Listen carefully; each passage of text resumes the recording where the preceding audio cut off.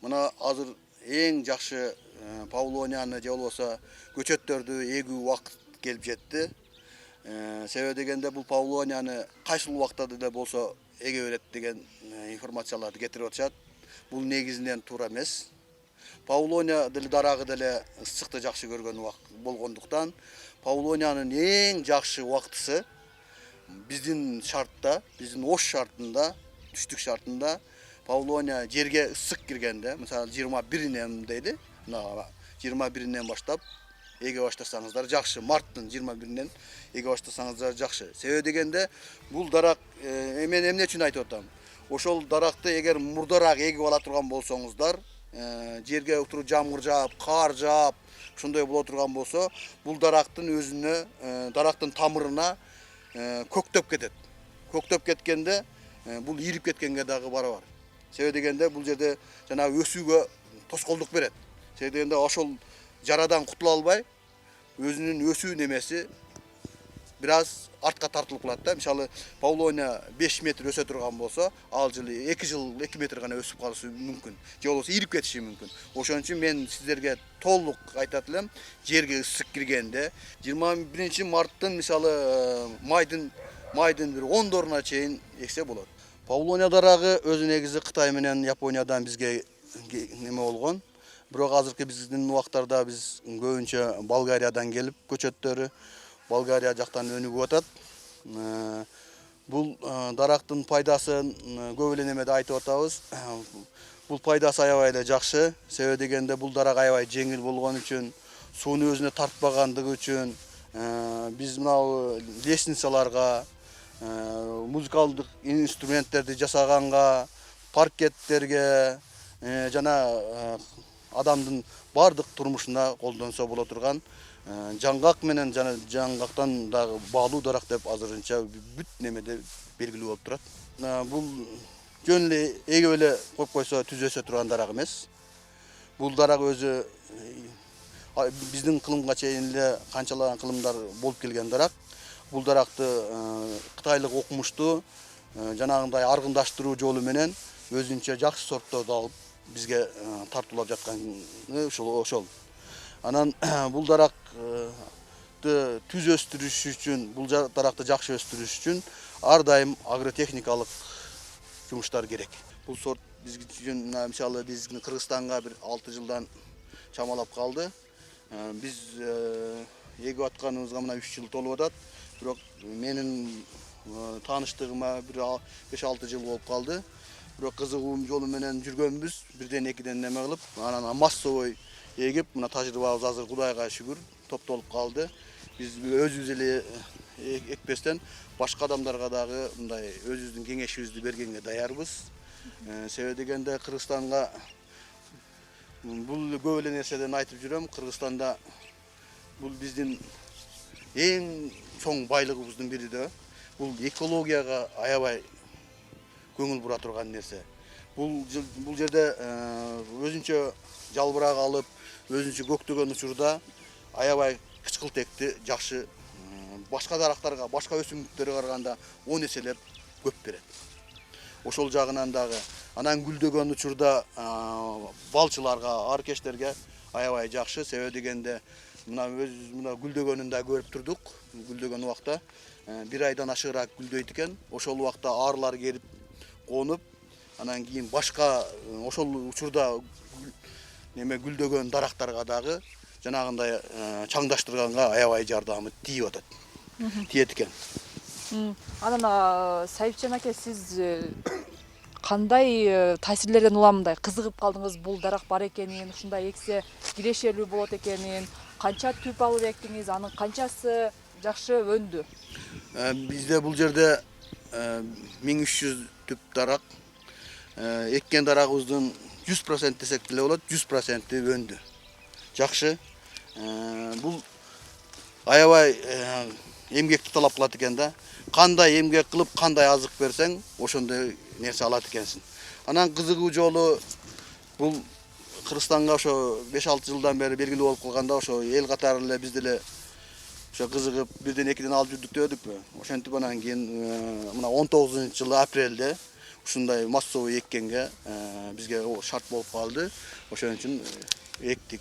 Мына азыр жаман эмес. Биринчи жылы технический срезка кылган дарактарыбыздын кайра технический срезка кылбаган жерибиздин жерлерин дагы мына көрүп турасыздар. Аябай жакшы немерсени берди. Эми бул өнүккөн өлкөлөрдө кирешелүүлүгү канча экен? Канча баада сатылат экен?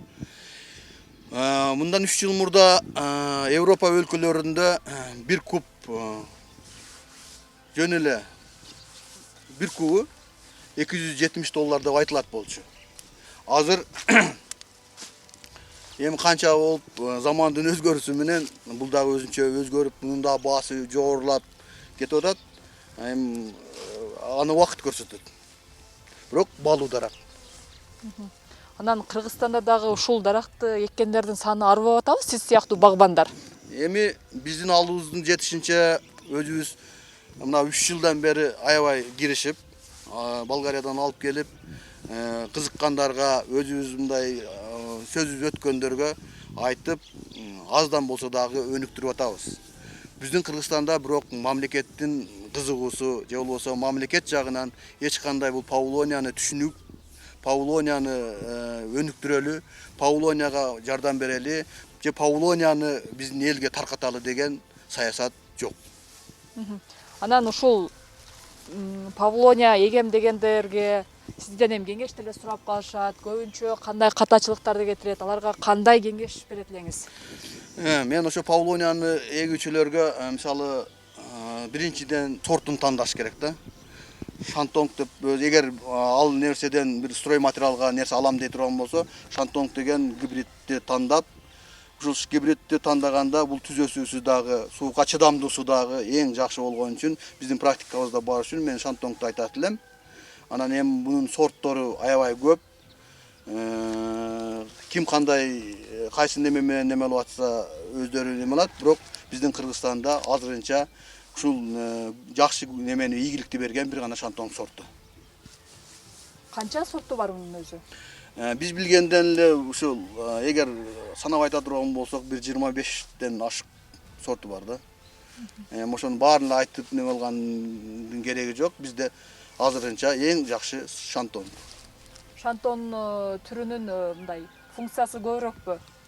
Жок, шантон сорту мисалы мына өзүбүз көрүп атпайбызбы? Түзөсүүсү дагы, сууга чыдамдуусу да деп атпайбызбы? Ошон үчүн биз ошону билген үчүн, колдонуп аткан үчүн ушул шантонгду гана неме алабыз. Эми билбеген нерсени биз мындай деп бирөөгө кеңеш берүүдөн биз алыспыз. Биздин климатка шартташкан экен да? Ошондой. Павлонияны азыр алып келип эле базардан сатып алып эле, же көчөдөн сатып ар кандай алып келип эгип атасыздар. Бирок мен сиздерге кеңеш берет элем. Павлонияны ушундай бойдон алып келип экпеңиздер. Мына ушундай турушта экпеңиздер. Себеби дегенде бул Павлониянын тамырын ар жакта 1 килограмм болсо, бул Павлониянын бул жалбыра калганда бул бир 10 килограммга же болбосо 5 килограммга жетиши мүмкүн. Ошондо бул жактан аябай сугарган убакытта шамал келип, бул мынандай болуп Павлония козголуп, тамырына доо кетип, ал ошол жылы соолуп калышы мүмкүн.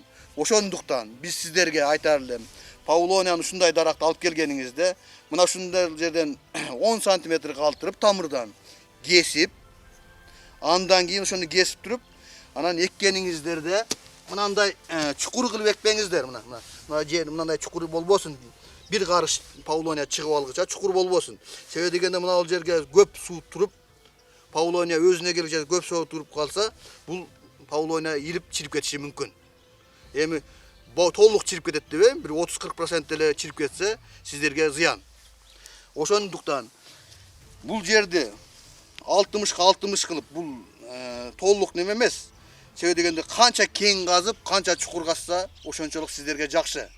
Себеби дегенде 1 метр казганыңыздарда сиздердин ошончо эмгегиңиз кетип аткандан кийин ал жерге 1 метрди казып туруп, ошол жерге биздин мына ушул жердеги условияда 30 гана сантиметрде азыгы бар слой деп коебуз, азыгы бар катмар бар.